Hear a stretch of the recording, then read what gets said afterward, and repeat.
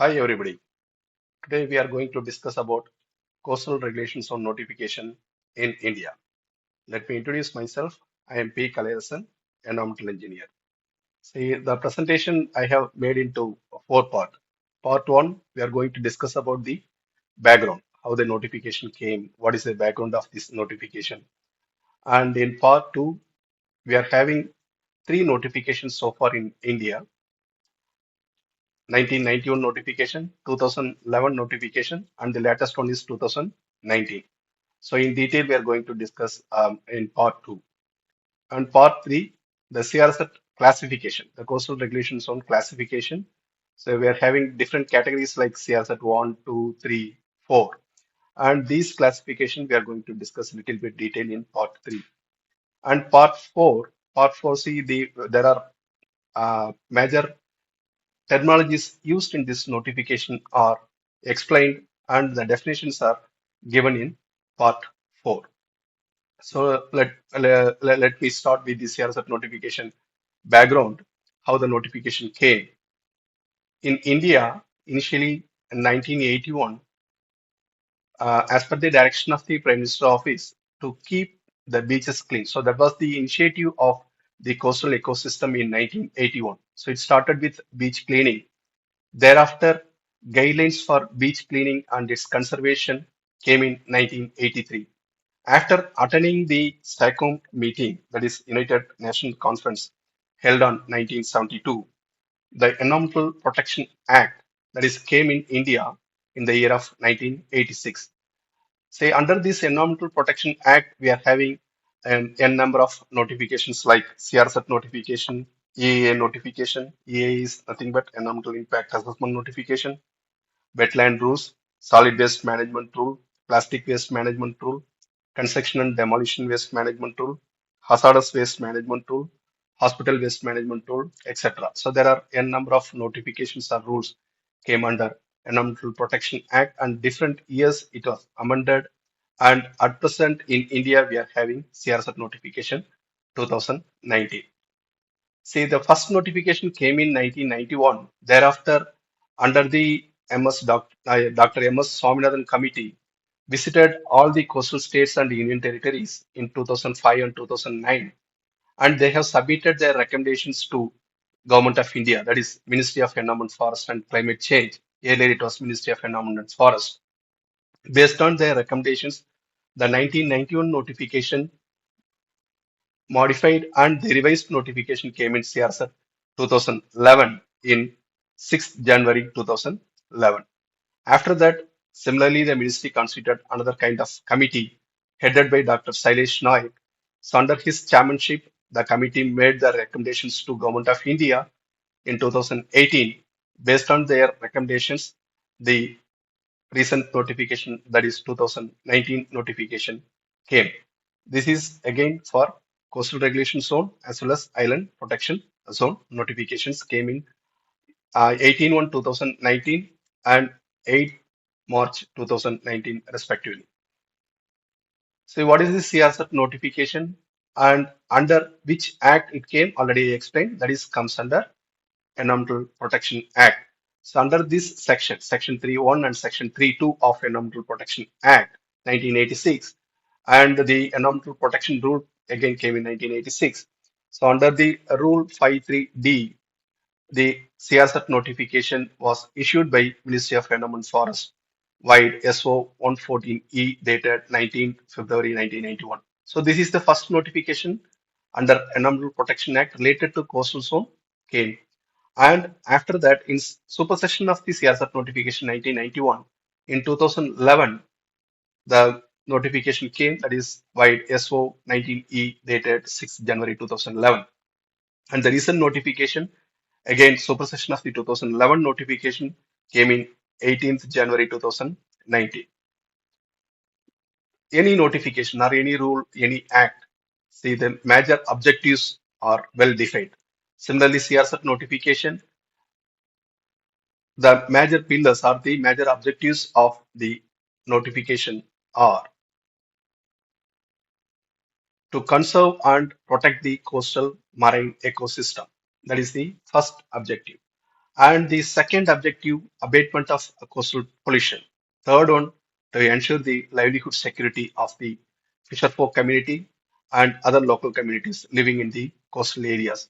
And the fourth pillar is related to how we are going to address the natural um, disasters like natural hazards like tsunami or sea level rise due to global warming. All this thing comes under the objectives of the CSR notification. How many states in India or UTs in India we are having coastline? So there are nine coastal states and four coastal union territories we are covered under this notification. Blue in color I have shown that is union territory. It starts from Andaman Nicobar, Andhra Pradesh, Goa, Gujarat, Karnataka, Kerala, Lakshadweep, Maharashtra, Odisha, Puducherry, Tamil Nadu, Diamond Due, and West Bengal. So these are the coastal states as well as UTs covers under coastal regulations on notification. So the first notification already mentioned, it came in 19th February 1991. It is having 28 number of amendments. So after the notification came in 19th February, so there are 28 amendments, and once we follow the notification, we have to read all the amendments. It may be like inserted or substituted or removed, omitted, like that. So up to 2010, the amendments came under the 1991 notification. Thereafter, the 2011 notification came. Meantime, there are certain circulars, orders, or office memorandum issued by ministry. So here I have listed out three number of office memorandum, circulars, or orders. These are all the major orders issued by Ministry of Environment Forest. And coming back to the CRZ notification 2011, see 2011 came in 6th January 2011. Under this notification, we are having 17 number of amendments. The list of amendments just I have shown here in this slide. Followed by this notification, again we have to refer the office memorandum as well as circulars or orders issued by ministry. It may be clarification or the agencies involved to prepare the CRS status report, and who are all eligible to prepare the tranquility modeling report and mangrove afforestation. So all these things are well defined in the office order. These orders under the notification, we are having 18 numbers in 2011 notification. Coming back to the present notification, that is CRSF notification 2019, we are having two number of amendments under this notification, and we are having a list of office memorandum, orders, circulars, just I have shown here in this slide. So there are seven numbers of OM circular or orders issued by ministry. I'm not going to cover the earlier notification like 2011 or the 1991 notification. I'm taking this ARSAP notification 2019 for today's class. See, before going to the notification, we should know what are the terminologies used in this notification. So the same terminologies used in 11 as well as 1991 also. Here, the high tide line. High tide line is shortly known as HTL. It is the line on the land up to which the highest water line reaches during the spring tide season. So that means these details we have to collect at the time of spring season. The heights related to the spring tides vary every time, and there is a cycle which is estimated to be repeating every 18.6 years. So in 2019 notification, if you take the HTL, the ministry very clearly instructed that the approved HTL in 2011 notification shall be followed as the HTL in 2019 also. And after that, one amendment issued by ministry stated that the existence of bund or sluice gate along the tidal influenced water body can be treated as HTL, and the condition is that either the bund or the sluice gate should be constructed before the year of the first date of notification came, that is 19 to 1991. So during that period, the bund or sluice gate constructed, still it is in existence, then we can treat that as HTL. So this is the amendment came in the CRZ notification 2019 related to high tide line.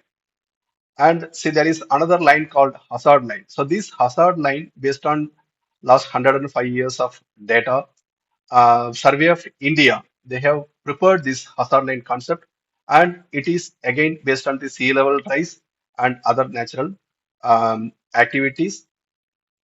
Based on the shoreline changes also, the hazard line is demarcated, and that is superimposed in our CZMP, that is Coastal Zone Management Plan. The other terminology used here is intertidal zone. So that is CRZ category. If it comes, I will explain in a little bit detail. The definition is land area between high tide line and low tide line. This is called intertidal zone. LTL. What is mean by LTL? Low tide line. So low tide line, already we discussed about the high tide line. Here there is a small difference between low tide line and high tide line. LTL is nothing but the line on the land up to which the lowest water line. So earlier that was the highest water line. Here it is lowest water line reaches during the spring tide. So both these HTL and LTL we should measure during the spring tide season. And the no development zone. So how we can explain this no development zone? In the case of a no development zone in CRZ 3A category, the no development zone is limited up to 50 meters from the high tide line of the sea coast. In the case of CRZ 3B, the no development zone is restricted up to 200 meters from HTL of sea coast. In the case of water body, that is tidal influence water body, tidal influence water body, the definition is given in the bottom. See, the tidal influence water body, the no development zone is restricted up to 50 meter or the width of the water body, whichever is less. In the case of backwater island or islands along the coastline, the no development zone is 20 meter from the HTL of the island. But this will applicable only after the approval of IIMP. So what is meant by IIMP? Integrated Island Management Plan. After the approval of IIMP, the NDZ will be reduced to 20 meter, and until the approval, we are supposed to follow the 50 meter from the HL. This is being followed in 2011 notification. The same thing is applicable up to the approval of IAMP. What is meant by territorial limit? So the territorial limit is nothing but 12 nautical miles toward the seaward side. So we discussed earlier about the landward side. Here up to 12 nautical miles. So it's around 23 kilometers towards the sea. Also the notification is applies.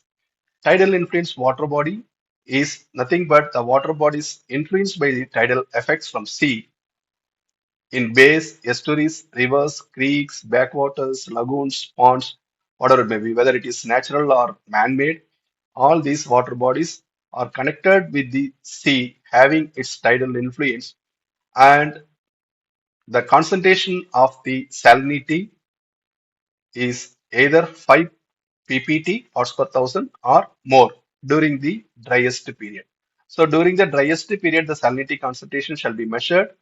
Accordingly, the water bodies are fixed up under the tidal influence water bodies. So this is again demarcated very clearly in the coastal zone management plan, where this notification applies. So those area we used to call it as coastal regulation zones. The land area falling between the high tide line and 500 meters from HTL on the landward side. So through on the landward side up to 500 meters from the sea coast, this notification is applies. And in the case of tidal influence water body, either width of the water body or 50 meters either side of the water body, the CRSF notification applies. So whichever is less, either 50 meters or width of the water body, whichever is less, that land area covers under the CRSF notification. In the case of backwater or coastal islands, the CRSF limit is fixed up to 20 meter. Right now, we are following 50 meter since the IAMP is not yet approved by Ministry of Environment, Forest and Climate Change. And the intertidal zone, that is the area between high tide line and low tide line. Example is beach. And in the case of Kerala, if you take Pokali Field, so Pokali Field is the unique feature of Kerala. After season, we can do the cultivation. After season, we can do the aquaculture activity. Similarly, we are having different terminologies in Goa, Karnataka, and Maharashtra. We are using different terminologies uh, like Pokali Field and Kaipad Field in Kerala. The water area and the bed area between the LTL to the territorial water limit, so that is 12 nautical miles towards the seaward side, that is also covers under this notification. In the case of tidal influence water body, the water area, that is the bed area between LTL on one bank to LTL on the other bank, that area also the CRSAT notification covers. So these are all the area the CRSAT notification applies. Any activity proposed in this area, the mandatory clearance from the authority. So here the authority, again, we are having state level coastal zone management authority, national level coastal zone management authority. So either one of these authorities can issue the CRZ clearance. The procedures involved in obtaining the CRZ clearance, I will explain in my next video, not in the present video. And what are the regulation lines? So if you take coastal zone management plan, so based on the notification, every state they're supposed to prepare the coastal zone management plan, followed by preparation of the draft one. We have to conduct the public hearing. After that, it should be recommended by the concerned state or UT coastal zone management authority to the technical scrutiny committee of NCSEM. NCSEM is nothing but National Center for Sustainable Coastal Management. So the technical scrutiny committee, once they approve, then it will be submitted to Ministry of Environment, Forest and Climate Change for approval through the concerned state or Union Territory Coastal Zone Management Authority and the department. Here we could able to see the coastal zone management plan, high tide line, low tide line, hazard line, territorial limit, 20 meters. So 20 meters right now it is not applicable. Anyhow, in the CZMP, you could able to see the 20-meter line for the backwater island as well as the mainland coastal island. And 50-meter, this is again applicable to the tidal influence water body wherever we are having more than 50-meter the width of the water body, or the width of the water body which is lesser than the width of the water body we are supposed to follow. And 200-meter line, again we could able to see in the CRSAT 3B, that is CRSAT 3B no development zone. And 50-meter line, again in CRSAT 3A also we could able to see as no development zone. 500-meter line towards the landward side, that is the maximum extent from the HTL on the landward side. That line also we could able to see in the coastal zone management plan. Now we are moving to the CRZ classification. We are having four type of categories under CRZ. CRZ 1, 2, 3, 4. And CRZ 1 is supposed to be called as ecologically sensitive areas. CRZ 2, developed areas. CRZ 3, relatively undeveloped or rural and urban areas. CRZ 4, already I mentioned, 12 nautical miles towards the seaward side, and the water body, the water area in the tidal influence water bodies. So we can take up the category one by one. The CRZ 1, again subdivided into CRZ 1A and 1B.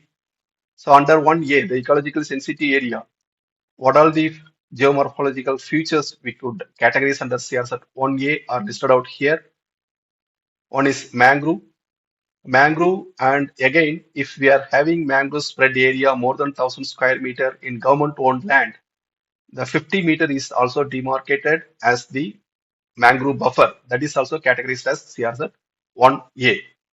And the other features like corals and coral reefs, sand dunes, biologically active mud flats, national park, marine park, sanctuaries, reserve forest, wildlife habitats, and other protected areas except Sundarban Biosphere Reserve. Salt marshes, turtle nesting grounds, horseshoe crabs habitats, nesting grounds of birds, areas or structures of archaeological importance and heritage sites. So these are all classified under CRZ 1A category. CRZ 1B category, it is ITZ, intertidal zone. The area between low tide line and high tide line is classified under this CRZ 1B category. Now we are moving to the next category, CRZ 2. CRZ 2, the definition given in the notifications are shown here. The areas that have already been developed up to or close to the shoreline. So here we could say the example like municipal corporations or municipalities are covers under the notification and classified as CRZ 2. And the CRZ 2, the further definition is given here. For this purpose, the developed area is referred to as that area within the municipal limits or in other legally designated urban areas.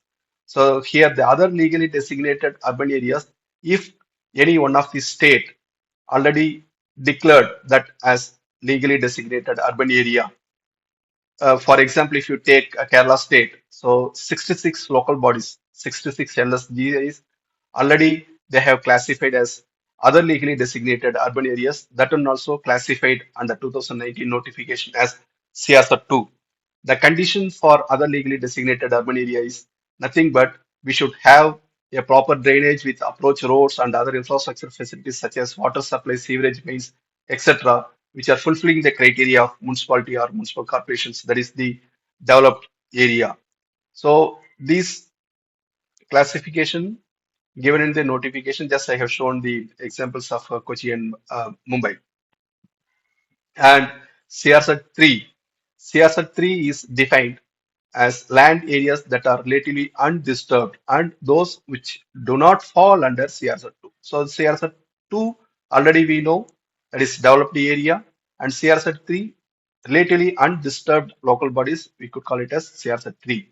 And CRZ 3 in 2019 notification subdivided into CRZ 3A and 3B category.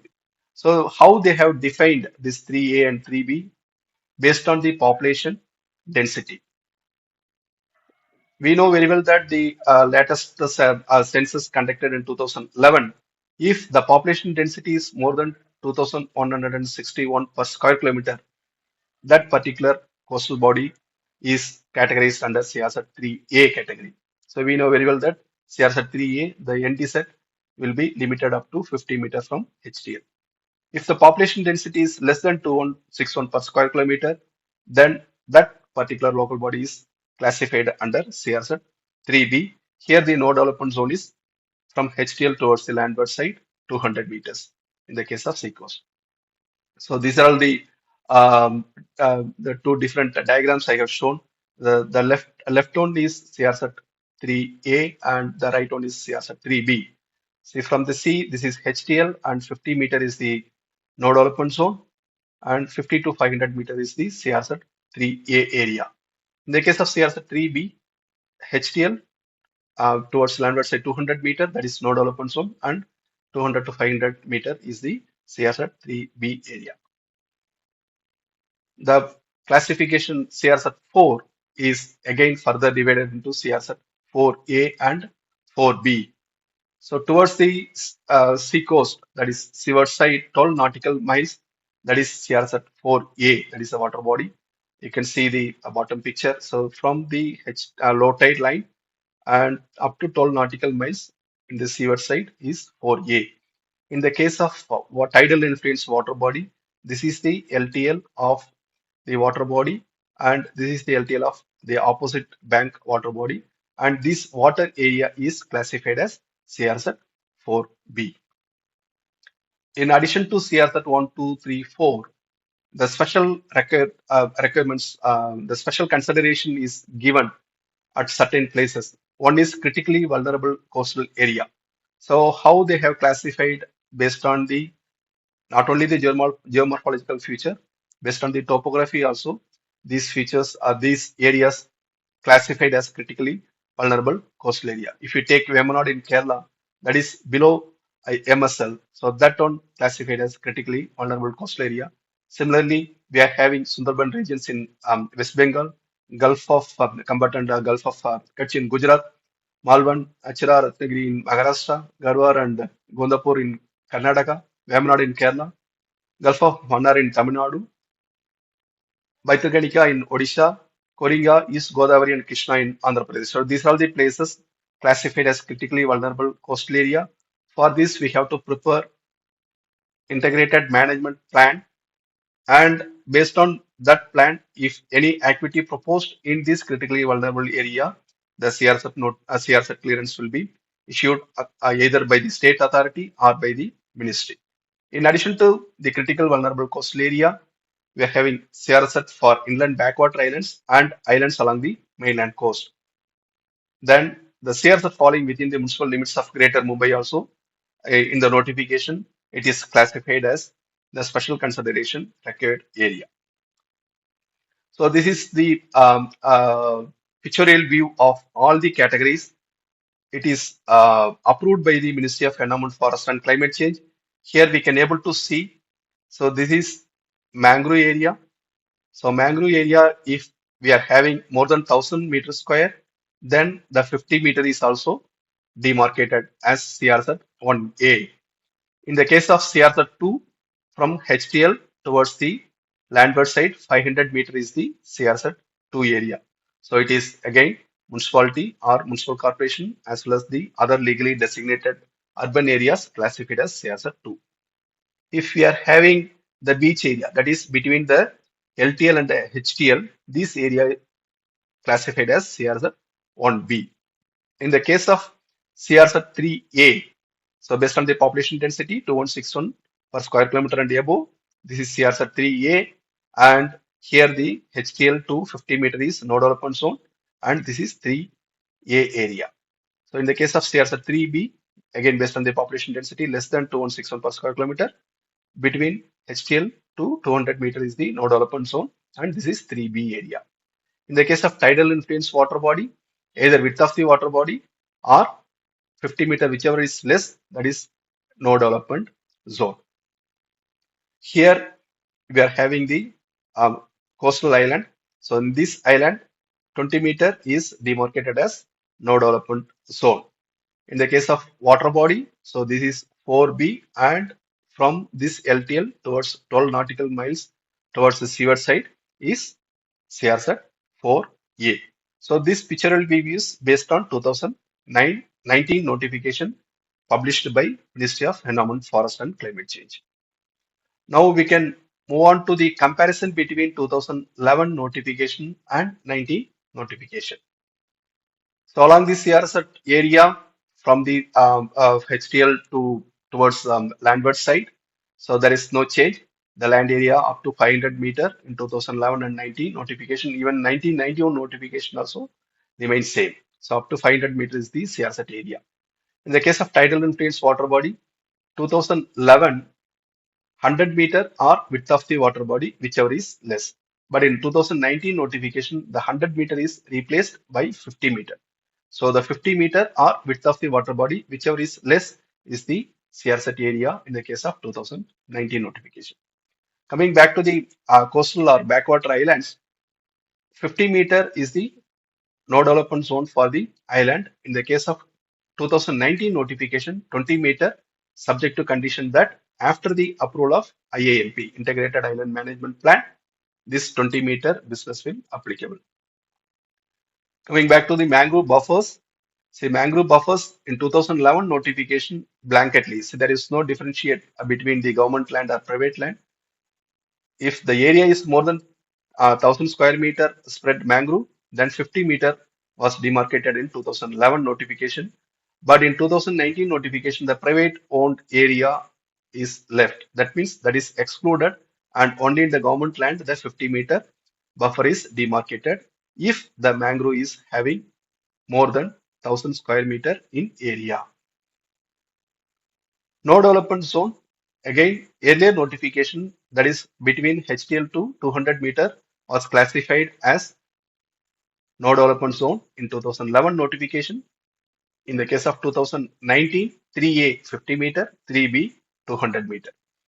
Tourism activities. Tourism activities in CRZ 1 area, that is ecologically sensitive area, 2011 nil, but in 2019 notification, they have allowed certain activities like ecotourism activities such as mangrove walks, tree huts, natural trails, etc. permitted in mangrove area. That is CSR 1A in accordance with ecotourism plan. So to avail this facility, we have to prepare the ecotourism plan. So this should be part of CZMP. Then we can able to do this mangrove walk, tree huts, natural trails, etc. in the CRZ 1A area.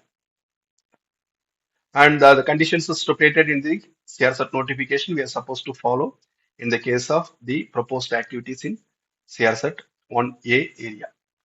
Construction of temporary tourism facilities. Again, this was absent in 2011 notification. 2019 notification, the temporary tourism facilities. So that is again 10 meter we have to left. So there we should not do any activities from the HTL towards the seaward side, towards the landward side. And what are the temporary tourism facilities we can permit in the no development zone also well defined in the notification. If the state highway or national highway which is passing the no development zone, so from the national highway or state highway towards the landward side, the temporary facilities permissible.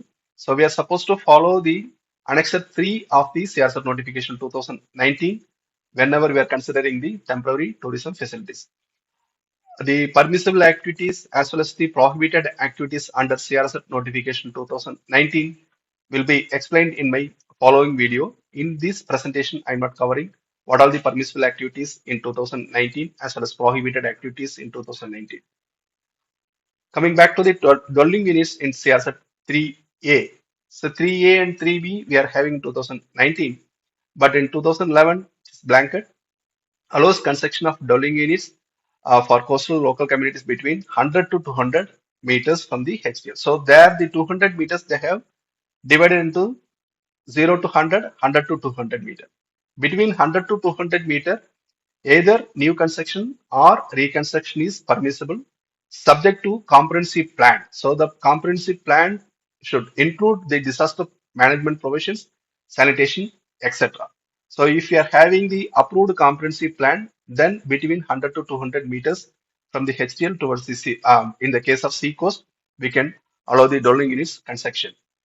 In the case of 2019 notification, again 3A and 3B we are having different NDZ.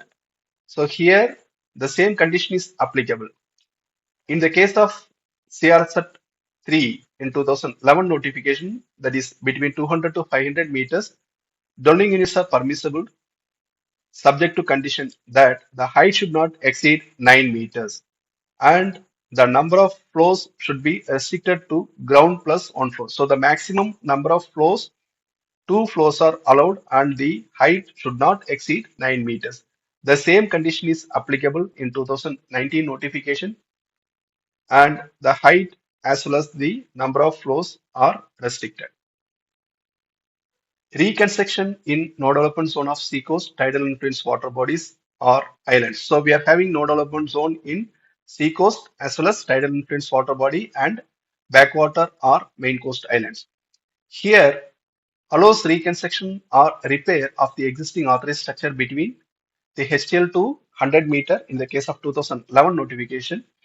The same plinth area as well as the density of the building shall be followed. That means if I'm having 50 square meter build-up area, then the same build-up area I can do reconstruction. Here the condition is that building should be constructed before the date of first notification came. That means 1991 notification came in 19th February 1991. If the building constructed before 19 to 1991, that can be reconstructed.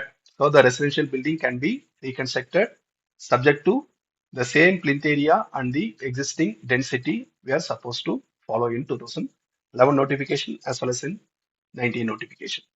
Construction or reconstruction CRZ 2. So reconstruction CRZ 2 is permissible either in 2011 notification and 19 notification.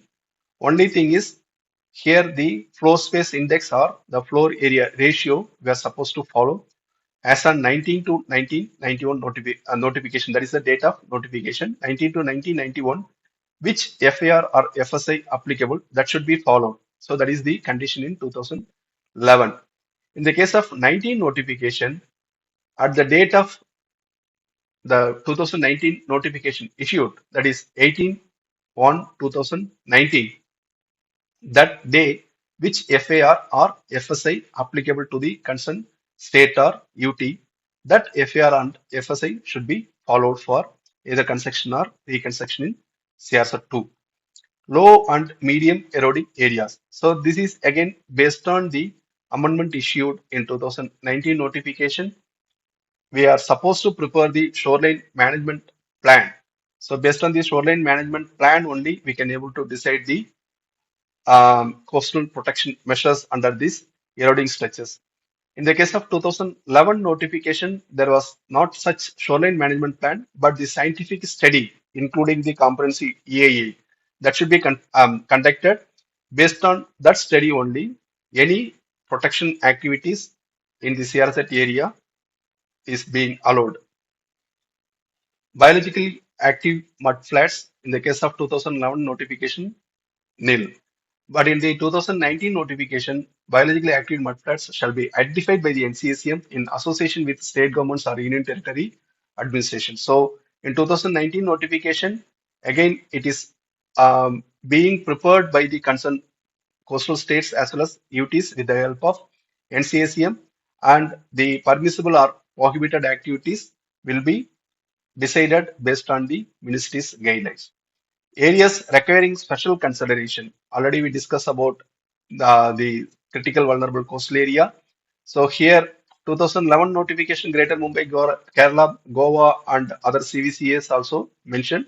2019 notification except Sundarban certain region, the other notification CRZ 1A was not covered.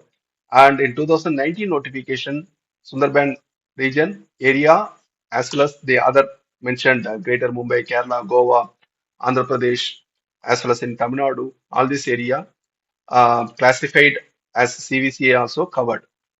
CRZ 4B, CRZ 4B, the water area of the tidal influence water body from the mouth of the water body at the sea up to the influence of tide. The similar kind of explanation is given in 2019 notification. Coming back to the dwelling units up to 300 square meter. So 300 square meter is newly introduced in 2019 notification. The secretary of the concerned local body can issue the clearance for construction. So he need not to wait for the state coastal zone management authority or UT coastal zone management authority to issue the CSR clearance, but he should follow the perspective of this notification for the dwelling units up to 300 square meter. The local body can issue the CSR clearance along with the building permit for the dwelling units.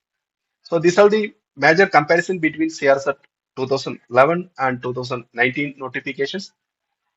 What are the definitions earlier I have missed out that is included in this following in this slide and other two following slides?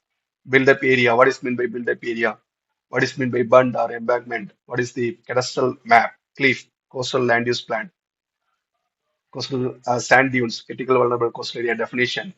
What is meant by coastal zone management plan, dwelling unit, ecotourism, existing authorized buildings, floor space index. So it is just like alphabetical order. I put all these terminologies used in this CRZ notification. Height of the building. So we are talking about the height of the building should not exceed in the case of CRZ 3A and 3B.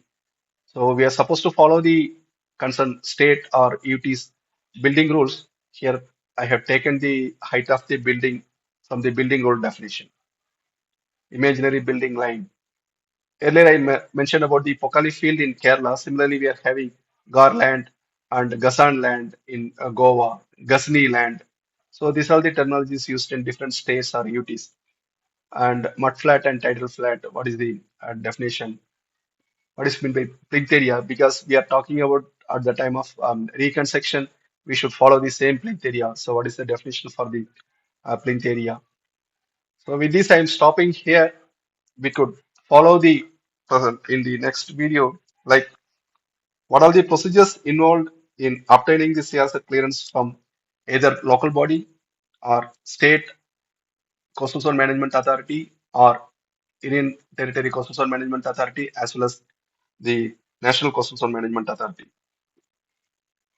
In addition to that, the Coastal Zone Management Plan 2019. So 2019 already published for certain states like Karnataka, Kerala, Maharashtra, and Odisha. So let me take the Kerala Coastal Zone Management Plan in my next video, and what are the permissible activities, prohibited activities, etc. will also be covered in my following videos. Thanks for your attention. Thank you very much.